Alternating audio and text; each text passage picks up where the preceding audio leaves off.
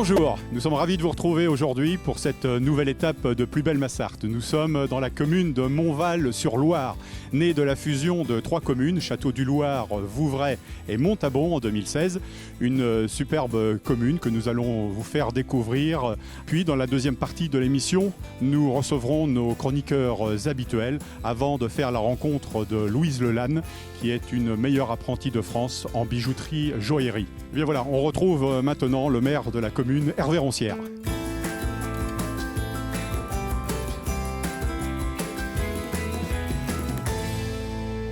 Avec Hervé Roncière, le nouveau maire de la commune nouvelle du Sud-Sarthe, puisque c'est la réunification de plusieurs communes depuis 2016. Alors monsieur le maire, est-ce que vous pouvez nous parler justement, nous présenter cette nouvelle commune sartoise ?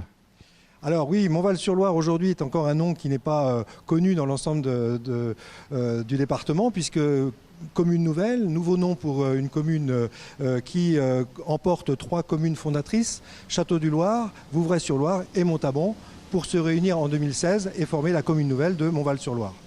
Alors ça représente combien d'habitants quand on réunifie les 3 ?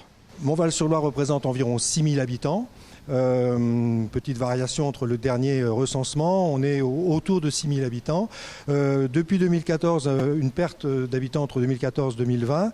Et avec la situation post-Covid, on s'aperçoit que beaucoup de maisons qui étaient à vendre depuis une quinzaine d'années ont trouvé preneur. Et donc on espère que dans les années à venir, le dynamisme qui est rencontré aussi par certaines entreprises qui sont aujourd'hui en recherche de collaborateurs et qui apporte des emplois supplémentaires, eh bien on est convaincu que la commune va à nouveau se redensifier.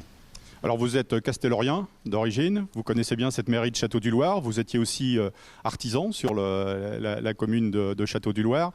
On ne va pas dire le métier de maire, mais on imagine que cette fonction vous occupe l'essentiel de votre temps. Oui, alors je suis effectivement artisan depuis 30 ans à Château-du-Loir, maintenant Montval-sur-Loire en tant que photographe et effectivement, vous l'avez rappelé, la fonction de maire oblige et c'est un temps conséquent, c'est au-delà d'un temps plein qu'il faut consacrer à la fonction bien évidemment. Alors un petit mot sur le fonctionnement justement, vous avez des mairies déléguées puisque tout est centralisé ici dans la nouvelle mairie de Montval-sur-le-Loir, ex-Château-du-Loir, mais c'est aussi, vous l'avez dit, Montabon, c'est Vouvray. Comment ça se passe après en lien avec toutes les mairies ? Alors, officiellement et administrativement, une seule commune existe aujourd'hui, il s'agit bien de la commune de Montval-sur-Loire, mais dans son fonctionnement, eh bien, il y a eu le maintien par une charte entre les communes historiques au moment de la création de la commune nouvelle, eh bien, du maintien de l'échelle de proximité, donc que nous avons reconduit sur ce mandat, puisqu'il s'agissait je dirais, d'une procédure très très récente. Voilà. Et le temps que la population s'habitue aux nouveaux contours de cette collectivité, il nous a paru nécessaire de maintenir cette échelle. Alors est-ce qu'on peut parler des projets actuels et futurs justement sur la commune de Montval-sur-Loire ? Effectivement, nous menons beaucoup de projets et nous souhaitons aussi que les projets que nous menons soient aussi un effet levier pour l'investisseur privé, l'entreprise, pour le particulier qui souhaite venir habiter à Montval-sur-Loire et quelques beaux projets comme une opération programmée de rénovation de l'habitat sont engagés. Où nous travaillons aussi sur un réseau chaleur pour sortir de la contrainte du gaz puisque nous avons eu une facture de gaz qui a explosé en 2022 et ces sujets sont des sujets de temps long, mais qui sont aujourd'hui sur le bureau. Et on y travaille. Merci monsieur le maire, on se retrouvera tout à l'heure pendant la deuxième partie de l'émission. D'ici là, vous avez parlé des acteurs qui évoluent sur la commune de Montval-sur-le-Loir. On va aller à la rencontre de monsieur Leroux, qui est installé non loin d'ici et qui tient une boutique de spécialité ici à Montval-sur-Loire.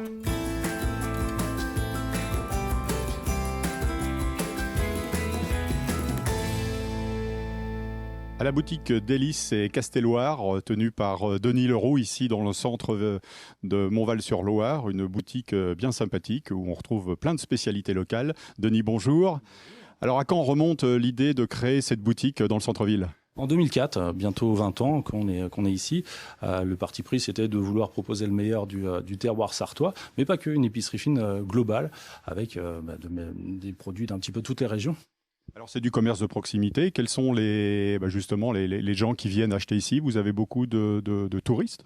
Oui, en saison, on a notre clientèle parisienne qui vient, les gens qui viennent voir la famille. Et puis, on est en Vallée du Loir, hein, donc un côté dynamique, pas toujours très connu, mais qui gagne à l'être.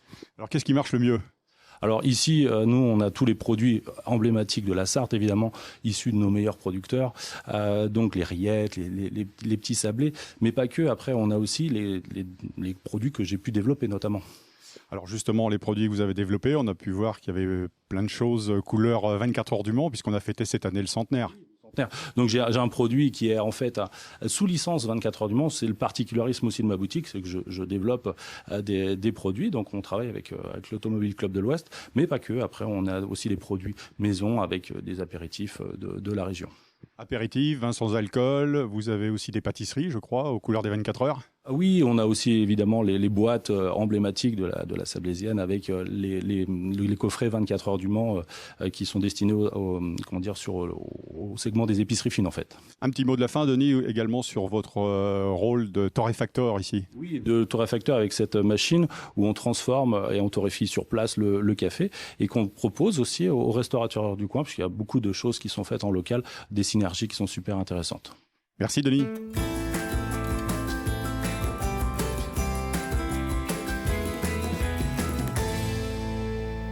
Au cœur de la zone industrielle particulièrement dynamique de Mont-sur-Loire, on retrouve le patron de Street Bike, Monsieur Caval, Randy. Vous êtes ici après une belle incursion dans le centre-ville, on va dire, de ex-Château du Loir. Donc, ça fait 21 ans qu'on était installé en centre-ville avec mes parents. Mes parents ont créé l'entreprise donc, du coup, dans le centre-ville. Donc mon père et ma mère. Et moi, ça fait 13 ans que je suis associé avec eux. Alors votre spécialité, c'est le scooter, les engins, on va dire aussi de plaisir, de loisirs. Ouais, donc l'ADN de l'entreprise, c'est quand même les 14-18 ans, donc tout ce qui est pour la mobilité dès 14 ans. Après, on a développé au fil des années la motoculture et le quad, hein, pour tout ce qui est agricole et loisirs. Le cyclisme, le vélo également aussi, avec la voie verte qui est toute proche. Oui, alors la nouveauté justement, c'est le vélo à assistance électrique. Donc c'est quelque chose qu'on a prévu de développer sur la fin de l'année et à partir de début 2024. Oui, le fait qu'il y ait la voie verte va nous aider à développer ça, oui. Alors concrètement, ça va se passer comment ? Vous allez mettre des vélos en location ? Vous allez accélérer la vente aussi de matériel ? Alors pour l'instant, on va vendre du vélo électrique, on va entretenir les vélos qu'on vend. Et oui, en 2024, on mettra une flotte de 5 ou 6 vélos à la location. Oui. Merci Randy.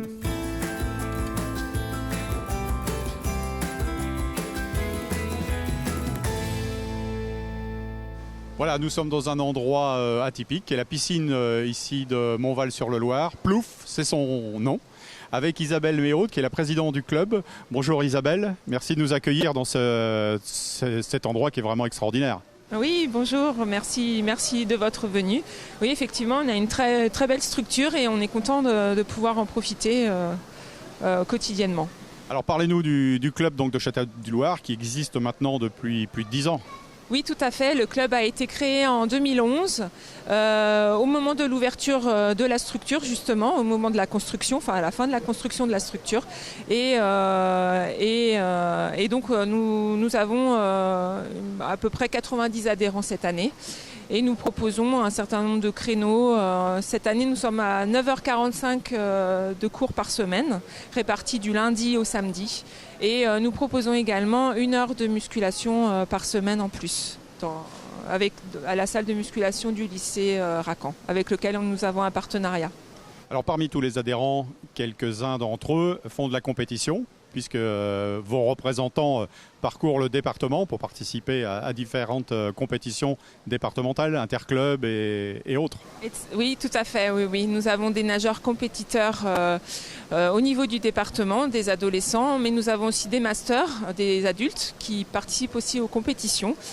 Et des tout petits, de la même façon des avenirs, on appelle les avenirs, qui se distinguent aussi et qui ramènent des médailles, qui gagnent des médailles en compétition. Alors, vous pouvez nous donner quelques noms de nageurs ou nageuses qui se distinguent ? Oui, il y a ma fille, il y a Lana qui se distingue, Clément, Suzanne. Et puis parmi les plus petits, on peut trouver Noah, Enzo, Lola. Alors ce sont des jeunes qui peuvent viser le niveau régional, viser les interrégionaux, natation par exemple. Tout à fait, les adolescents ont pour objectif de se qualifier au niveau de la région. C'est ce que d'ailleurs Clément a pu réaliser dernièrement. Il s'est qualifié dans ses courses aux régions. Et Alana, Suzanne souhaiterait également se qualifier pour les régions. Merci Isabelle.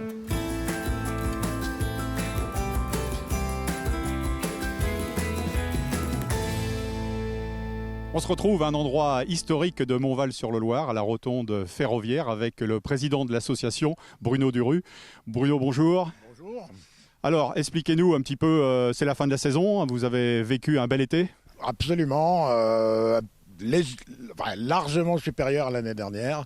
Donc c'est une des preuves de l'engouement du public pour notre site. Et c'est surtout un encouragement à continuer et puis à faire encore mieux si on peut. Alors qu'est-ce que les gens ont pu voir de nouveau cette année ?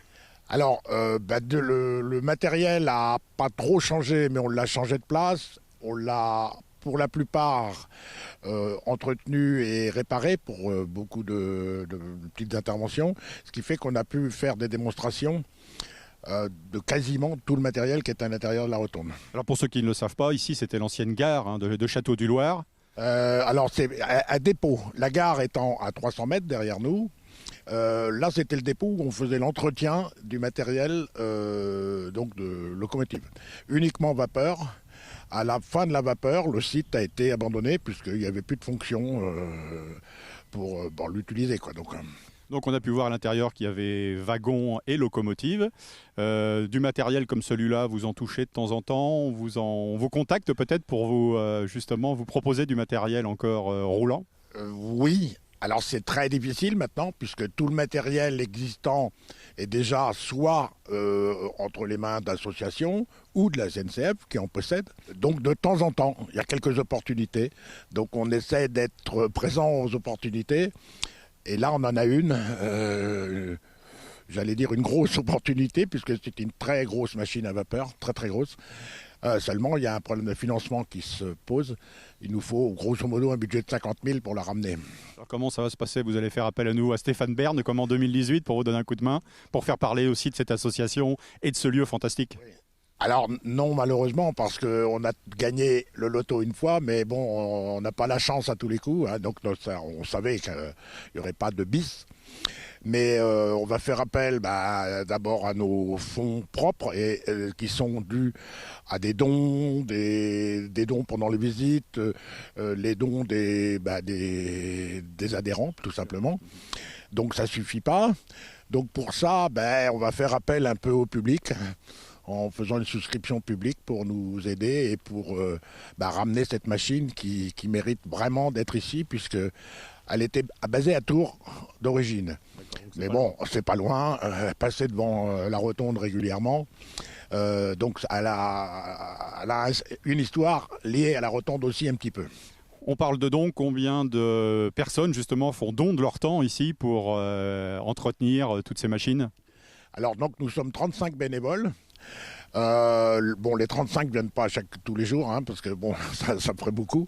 Donc on a 2 journées de travail par semaine. Et là, les bénévoles viennent. Alors c'est le mercredi et le samedi. On a plus de monde le mercredi, comme aujourd'hui, ça va être cet après-midi.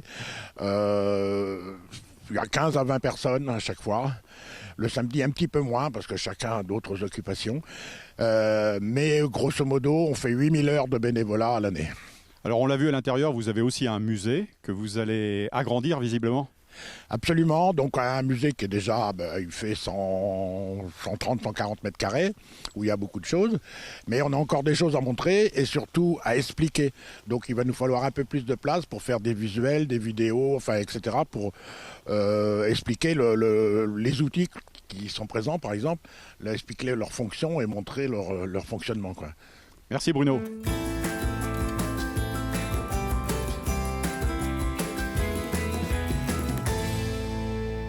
Alors, monsieur le maire, on vient de visiter la fameuse rotonde ici de Montval-sur-le-Loir, qui est un endroit magnifique à visiter, historique.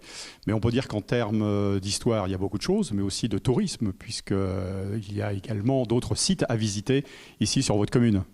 Oui, nous avons la chance d'avoir une offre très large au cœur de la vallée du Loir, bien évidemment. Montval-sur-Loire est un lieu à visiter, à découvrir. Et avec, au-delà du patrimoine remarquable que vous avez pu voir avec la rotonde, il y a également des collections et des musées qui sont ouverts au public. Le musée de la Cafetière, qui est un musée étonnant, dans une très vieille demeure de la ville, qui a été entièrement rénovée pour accueillir une très belle collection de pièces émaillées du début du XXe siècle, et également une collection audiovisuelle qui est donc aussi un étonnement de la technologie du XXe siècle. Alors on a évoqué aussi en matière de sport la natation tout à l'heure en visitant la superbe piscine dont vous disposez ici. Mais le sport, c'est aussi différentes disciplines et notamment le football qui fait partie des endroits historiques puisque le club a fêté ses plus de 100 ans. Voilà, nous avons fêté les 100 ans du club du football de Château-du-Loir cette année, donc une très vieille dame ou un très vieux club.